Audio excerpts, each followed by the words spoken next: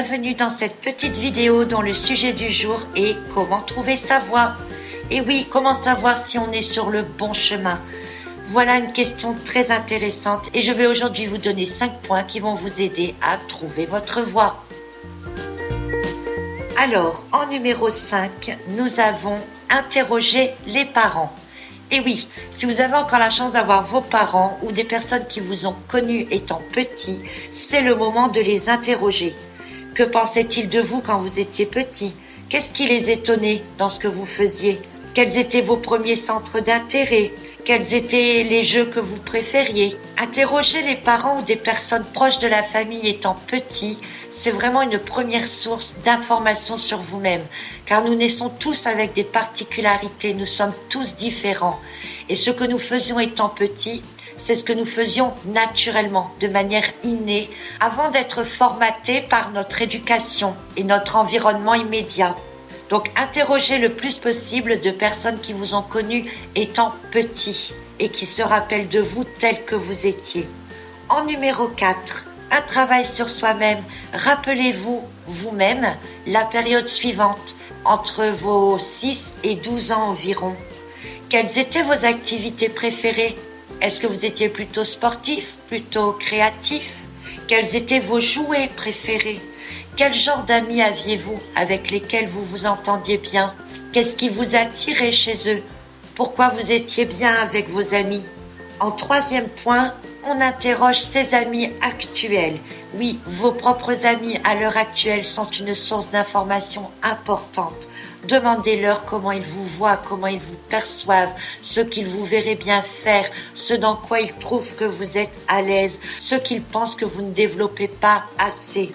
On a parfois tendance à dire lorsque l'on rencontre quelqu'un « Oh, cette personne-là, je la verrais bien dans le social » ou « Oh, un tel, il est doué en affaires, oh, lui, il est vraiment fort en informatique », etc. Avec ces 3 premières informations, d'interroger les parents, de vous rappeler vous-même comment vous étiez et d'interroger vos amis sur votre présent, vous apprendrez déjà beaucoup sur vous-même. Mais il reste encore 2 points. Le point numéro 2 est d'observer votre environnement immédiat. Qu'y a-t-il autour de vous? Comment avez-vous arrangé votre maison? Quel genre de meubles avez-vous? Quel style de vêtements portez-vous dans lesquels vous êtes le plus à l'aise? Votre environnement immédiat reflète votre personnalité de manière inconsciente. Aussi, essayez de trouver dedans le plus d'informations possible.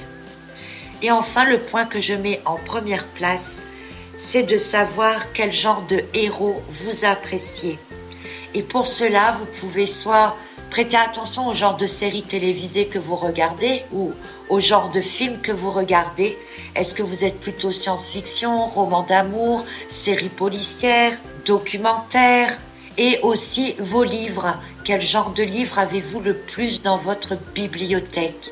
On ne se rend pas toujours compte quand on achète des livres, mais on achète finalement toujours des livres dans des domaines que l'on aime bien. Et si vous regardez la totalité de vos livres, vous verrez qu'il y aura sûrement une prédominance pour un sujet particulier. Les héros sont importants car même en étant adulte, eh bien on continue à s'identifier quelque part aux héros, comme le font les enfants. Ils nous permettent de nous identifier à quelque chose que l'on aime et aussi peut-être d'imaginer une vie que l'on aimerait avoir. Donc pour récapituler, on repère ses héros favoris, on observe son environnement, on interroge ses amis, on se rappelle de soi quand on a entre 6 et 12 ans et on interroge ses parents ou de la famille, des amis proches qui vous ont connu étant petits. Avec tous ces éléments, vous allez voir que vous allez apprendre beaucoup de choses sur vous-même qui vont déjà commencer à vous guider à trouver votre propre voie. Sur votre chemin, vous allez remarquer des choses que vous n'aimez pas. Les choses que vous n'aimez pas, notez-les aussi. Parce que quand on sait qu'on a quelque chose qu'on n'aime pas, eh bien, on est sûr alors qu'on n'est pas dans la bonne voie. Si vous ne trouvez pas votre voie, au moins vous trouvez ce qui n'est pas votre voie. Et c'est déjà important aussi de savoir ce qu'on n'aime pas, ce qui nous rebute, ce qui nous repousse. Voilà, chers amis, donc une petite vidéo courte avec simplement 5 conseils. J'espère que vous arriverez à les appliquer. J'espère qu'ils vont vous aider à vous développer personnellement et surtout à trouver votre voie. À bientôt.